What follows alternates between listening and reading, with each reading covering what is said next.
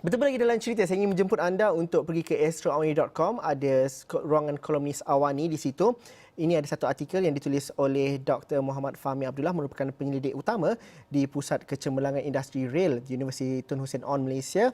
Normal baru, cabaran dan peluang pengangkutan awam. Kita tahu ketika PKP, perkhidmatan MRT, LRT dan KTM komuter terpaksa dikurangkan, manakala sektor kemudahan awam seperti bas dan juga ERL terpaksa dihentikan sementara. Dengan PKPB, perkhidmatan kembali seperti biasa, tetapi realitinya tidak seperti dahulu. Penjarakan sosial perlu dilakukan, jumlah kapasiti bas ataupun LRT juga perlu dikurangkan. Apakah maknanya ini? Jadi kita terus saja bersama dengan Dr. Muhammad Fahmi Abdullah yang sudah menyertai kami secara langsung melalui Skype. Doktor, apa khabar di Batu Pahat, Johor? Mungkin dapat diceritakan kerana nak guna pengangkutan awam, saya sendiri secara peribadi saya merasakan bahawa saya agak gusar dan saya agak berfikir 2-3 kali untuk menggunakan pengangkutan awam kerana cabaran dan juga risiko kita untuk menjaga penjarakan sosial, untuk memakai topeng penutup mulut dan muka, kebersihan barang yang kita pegang dan sebagainya.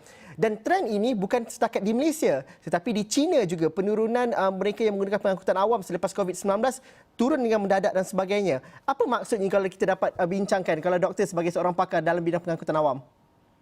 Okey, kalau kita lihat sudah pasti bila kita ke arah fasa seterusnya iaitu fasa pemulihan, maka perkara ini memang akan terjadi bukan sahaja di Malaysia. Dan kebanyakan pekerja sekarang ini dia lebih bekerja daripada rumah dan berlaku trauma untuk menggunakan pengangkutan awam. Kerana mereka menganggap bahawa dengan tiada penjarakan sosial menggunakan pengangkutan awam, maka ia akan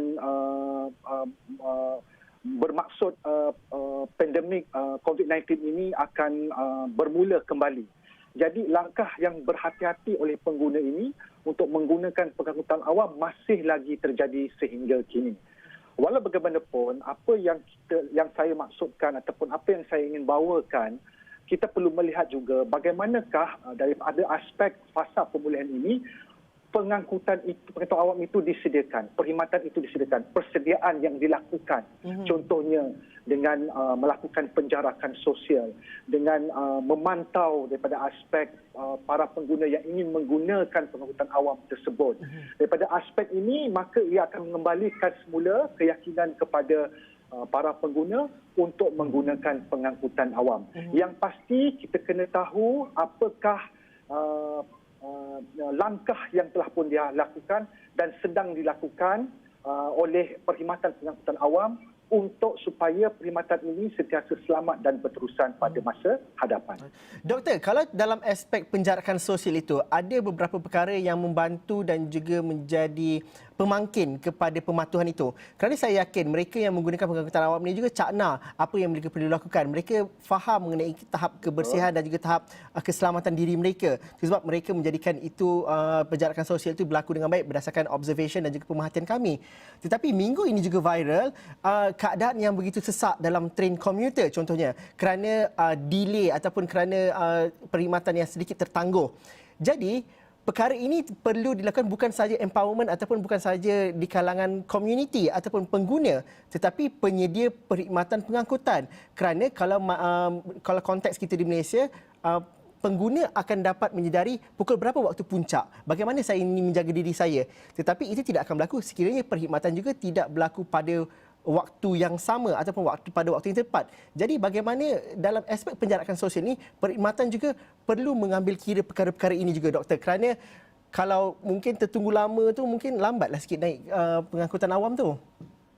Betul. Kalau kita lihat, pada waktu-waktu biasa, perkhidmatan pengangkutan awam disediakan pada waktu puncak mungkin setengah jam sekali sebagai contoh.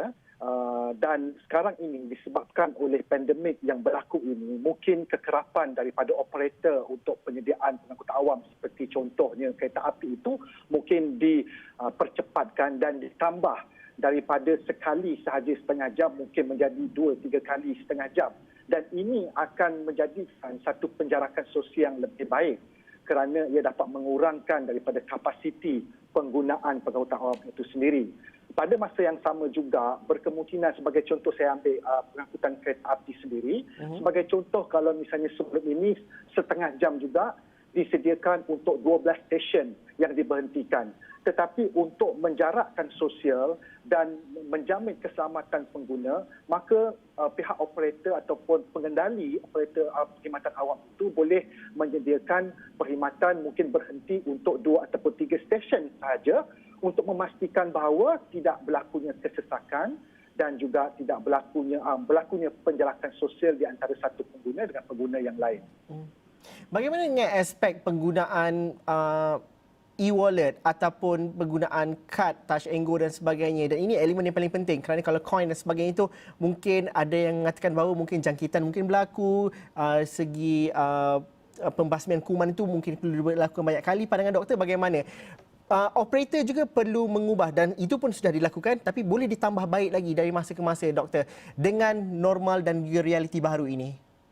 Dan sebenarnya itu adalah salah satu bagaimana kita nak melindungi penumpang ataupun pengguna daripada terkena sebarang ancaman pandemik COVID-19 dan sebagainya. Dan perkara itu kalau kita lihat di negara-negara Eropah dan negara Singapura sendiri, keadaan itu telah pun dilaksanakan. Maksudnya mereka telah mengamalkan bayaran tanpa sentuhan. Mereka menggunakan perkhidmatan pengangkutan awam tanpa melalui kaunter bayaran tetapi melalui wallet ataupun teknologi yang terkini. Dan kalau kita lihat di Kanada sendiri, kita lihat bahawa pengguna yang ingin menggunakan pengangkutan bas sebagai contohnya tidak perlu pergi ke bahagian hadapan bas untuk bersama-sama membayar tiket itu kepada pemandu, tetapi hanya melalui pintu belakang yang disediakan dan mempunyai satu jarak di antara operator ataupun pemandu bas dan juga penumpang untuk menjamin keselamatan. Dan perkara ini sebenarnya adalah salah satu cadangan bentuk perlindungan kepada pengguna supaya bukan saja keselamatan tetapi pengguna yakin mempunyai satu kepercayaan yang tinggi kepada perkhidmatan pengangkutan awam. Doktor, kita bercerita mengenai cabaran tetapi dalam masa yang sama pada waktu yang getir ini juga wujud juga peluang dan juga wujud juga manfaat-manfaat yang baru dan juga mungkin disiplin diri itu dapat kita pupuk ketika waktu-waktu getir ketika pandemik COVID-19 ini.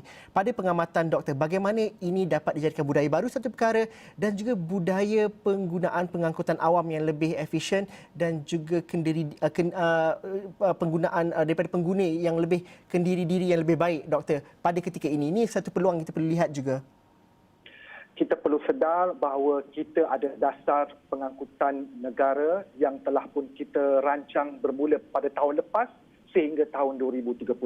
Salah satunya adalah untuk meningkatkan keselamatan, integrasi, ketersambungan dan kebolehcapaian bagi meningkatkan ataupun melancarkan perjalanan. Salah satunya adalah bagaimana kita ingin mendisiplinkan bukan sahaja kepada pengendali pengangkutan awam tetapi juga kepada pengguna. Dan bagi saya, dalam aspek ini ada hikmahnya.